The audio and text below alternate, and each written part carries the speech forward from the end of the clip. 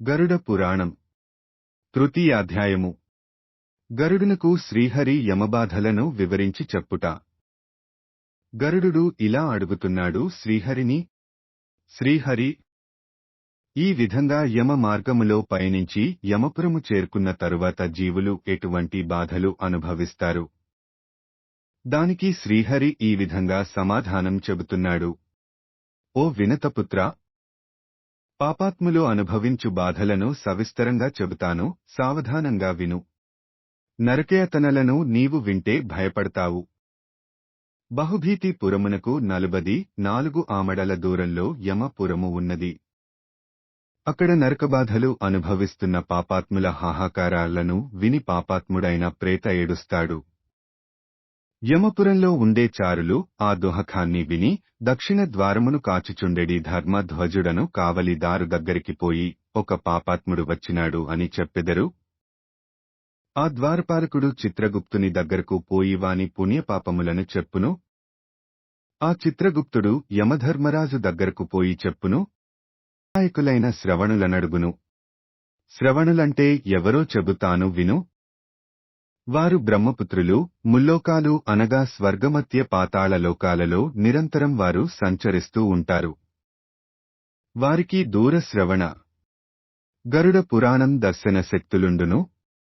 వారి భార్యలు కూడా అటువంటి వారే. శ్రవణుని భార్యను శ్రవణి అని అందురు. ముల్లోకాలలో నుండే స్త్రీల యొక్క పనులను బాగా గ్రహిస్తూ ఉంటారు. స్త్రీ పురుషులు చేసిన పాపములను వారు చిత్రగుప్తునకు చెప్పెదరు. ధర్మరాజు చారులైన ఆశ్రవణులకు మానవులు మనోవాక్కాయ కర్మల చేత చేసిన పాపములన్నీ స్పష్టముగా తెలిసిపోవును. దేవతలు, మనుష్యులు మొదలైన సర్వప్రాణుల మీద అధికారము కలిగిన ఆ శ్రవణులకు వారు చేసిన పాపాలు తెలుసుకునే శక్తి కలిగి ఉంటారు. వారు సత్యమునే చెప్పెదరు. వ్రతములు చేసి దానములిచ్చి సత్యము పలుకుచు ఎవరు వారిని సంతోషపెడతారో వారికి స్వర్గ సుఖములు ఇస్తారు. సత్యవాదులు అయిన శ్రవణులు పాపుల యొక్క చరిత్రలను యమునకు చెప్పి వారికి యాతనలు కలిగించడానికి పూనుకుంటారు. చంద్రుడు, సూర్యుడు, అగ్ని, వాయువు, అంతరిక్షము, భూమి, నీరు, అంతరాత్మ, యముడు, అహోరాత్రములు, 3 కాలములు, ధర్మము, మనుష్యులు చేసే సమస్త కార్యాలను చూస్తూ ఉంటారు.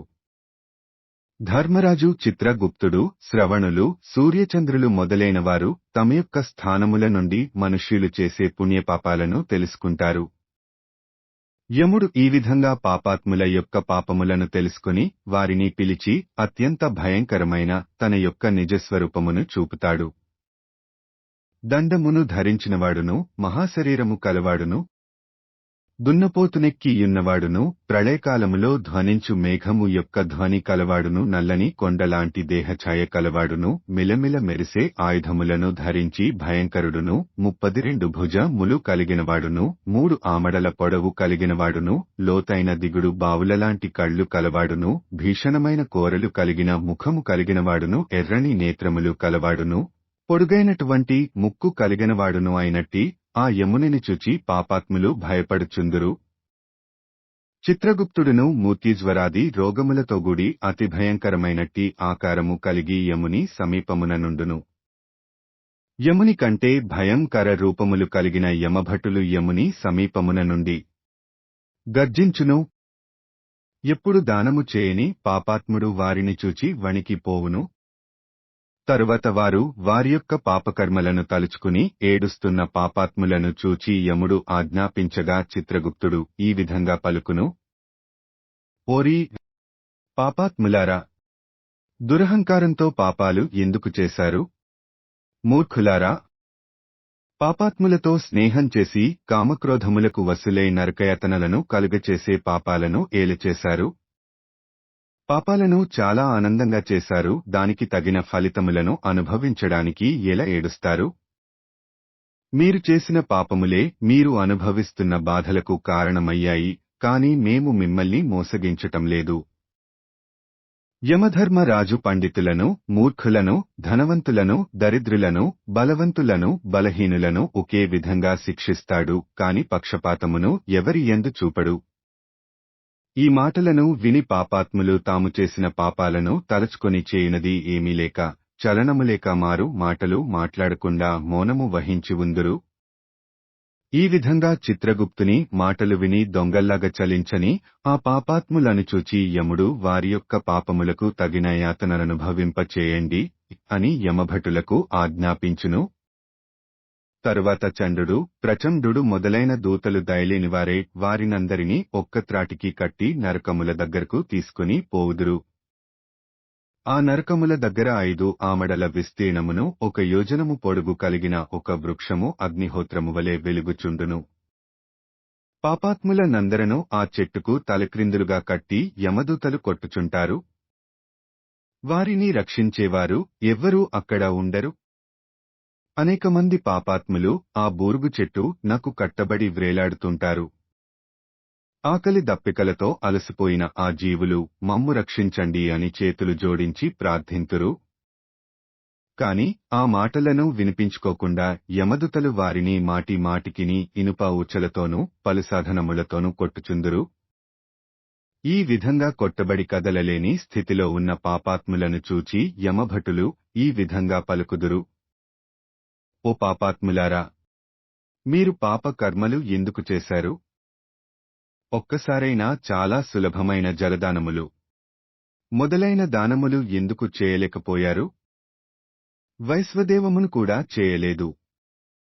అతిథపూజ, పితృతర్పణములు మొదలైన నిత్యనైమిత్తిక కర్మలను కూడా ఆచరించలేదు.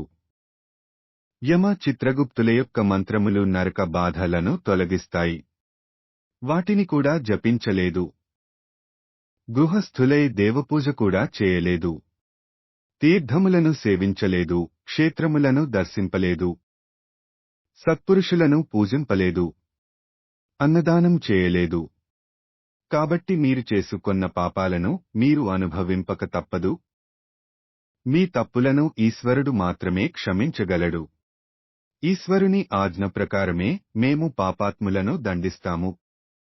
యమదూతలు ఈ విధంగా దెప్పుతూ మరల కొట్టుచున్నప్పుడు ఆ పాపాత్ములు చెట్టు మీద నుండి క్రిందకి పడుతూ ఉంటారు.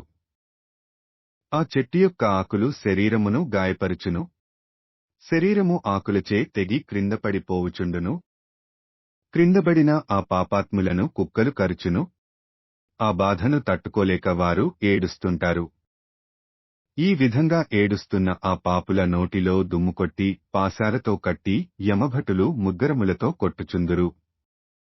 ఆ బాధలను కూడా తట్టుకోలేక ఏడుస్తుంటారు.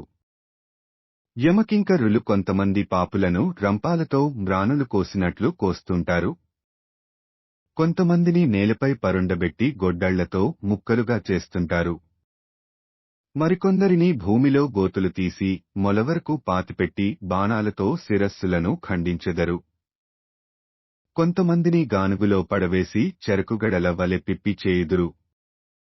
కొంతమందిని నిప్పులలో పడవేసి ఇనుము కాల్చినట్లు కాల్చి సమ్మెటలతో చితక కొట్టుదురు. సలసల కాగుతున్న నేతిలోనూ నూనెలోనూ మరికొంతమందిని పడవేసి వేపుతుందురు. కొంతమందిని కాళ్ళు చేతులు కట్టి బోర్లా పడుకోపెట్టి ఏనుగుల చేత తొక్కిస్తారు. కొంతమందిని నూతులలోకి తోస్తారు. మరికొంతమందిని పర్వత శిఖరాల నుండి క్రిందికి తోసేస్తారు. కొంతమందిని పురుగులున్న గుంటల్లోకి పడదోస్తారు. ఆ పురుగులు పాపులను అనేక విధాలుగా బాధించును. వజ్రపు ముక్కులుగల కాకులు తలమీద, కళ్లల్లోనూ నోళ్లల్లోనూ పొడిచి ఆ మాంసమ్మును పీకుకొని తినును. మరియు భూమిమీద అప్పులు చేసి ఆ రుణాలు తీర్చని మహాపాపులను రుణదాతలు నా డబ్బు తీసుకుని ఎక్కడికి పోయావు? ఎంతగాలించినా కనబడకుండా పోయావు. యమలోకంలో దాక్కున్నావా? గరుడ పురాణం గర అని అరుస్తారు. ఈ విధంగా దెబ్బలాడుకుంటున్న ఆ పాపుల శరీరాలను యమకింకరులు ముక్కలు ముక్కలుగా నరికివేస్తారు. యమదూతలు ఈ విధంగా పలుకుచు బాదుచు యముని యొక్క ఆజ్ఞానుసారంగా త్రాళ్ల అరలతో బంధించి ఈడ్చుకొనిపోయి ఘోరమైన తామిశ్రాది నరకములలో మయుదురు. ఆ బూరుగు చెట్టు సమీపంలో అనేక దోహకములు కలిగించు ఈ నరకములు అనేకములు గలవు. ఆ నరకాలను వర్ణించడం ఎవరితరము కాదు. వైనతేయ 84 లక్షల నరకములు గలవు. వాటిలో ముఖ్యములైన వాటి పేర్లను చెబుతాను విను. తామిశ్రము, లోహకుండము, మహారౌరవము, శాల్మలి, గౌరవము, కుడ్మలము, కాలసూత్రము, పూతి, మృత్తిక, సంఘాతము, లోహితోదకము, సవిషము, సంప్రతాపనము, మహానిరయము, కాకోలము, సంజీవనము, మహాపథము, అవీచి, అంధతామీశ్రము, కుంభీపాకము, సంప్రతాపనము, ప్రతాపనము అని 21 మహానరకములు గలవు. 84 లక్షల నరకములలో అవి అనేక యాతనలు కలిగించు నిలయాలు వివిధ రకాలుగా ఏర్పడ్డవి. ఆయా మహాపాపాలకు తగినవి. అనేకమంది మహాక్రూరమైన యమభటులతో నిండియుండును. ధర్మము నెర్గని మహాపాపులు ఈ మహానరకములలో కల్పాంతము వరకు అనేక నరకయాతనలు అనుభవిస్తారు. స్త్రీ పురుషులు కలిసి నిర్మించబడిన అంధతామిశ్రాది నరకములలో పడి వారు బాధలు అనుభవిస్తారు. కుటుంబాన్ని పోషిస్తున్నవాడైనా తనని తాను మాత్రమే పోషించుకుంటున్నవాడైనా సరే నరుడు ఇహలోకంలో కుటుంబాన్ని స్థూల శరీరాన్ని విడిచిపెట్టి పరలోకంలో ఆ పాపాలకు తగిన ఫలితములను అనుభవించును. భూతద్రోహం చేసి అన్యాయంగా సంపాదించిన సొమ్ముతో పోషింపబడిన స్థూల శరీరమును విడిచిపెట్టి పాపాలను కూడా గట్టుకున్నవాడే ఒక్కడే మహానరకాలలో పడి ఆ పాపమును అనుభవించును. భార్య, పిల్లలు మొదలైనవారు ఆ అన్యాయార్జితమైన ధనమును అనుభవించినను వారికి పాపము అంటదు. వారికి నరకము లేదు. కుటుంబ పోషకుడొక్కడే పాప పుణ్యములను అనుభవించాలి. కాబట్టి అన్యాయంగా ధనమునార్జించి కుటుంబాన్ని పోషించకూడదు. అన్యాయంగా ఆర్జించిన ధనముతో కుటుంబాన్ని పోషించిన వాడికి ఆ దైవము నరకంలో అనేక బాధలు కలిగించుటకు సిద్ధము చేయును.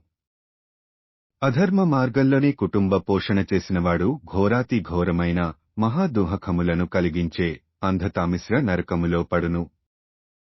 జీవుడు ఈ విధంగా నరకానికి పోయి అక్కడ అనేక యాతనలను అనుభవించి పంది మొదలైన అనేక జన్మములెత్తి పాపములను పోగొట్టుకుంటూ మరల నరకలోకంలో మనిషిగా జన్మించును. తదుపరి అధ్యాయము తర్వాత వీడియోలో వస్తుంది. చూసినందుకు ధన్యవాదాలు. ఇంకా మరిన్ని వాటి కోసం సబ్స్క్రైబ్ చేయండి.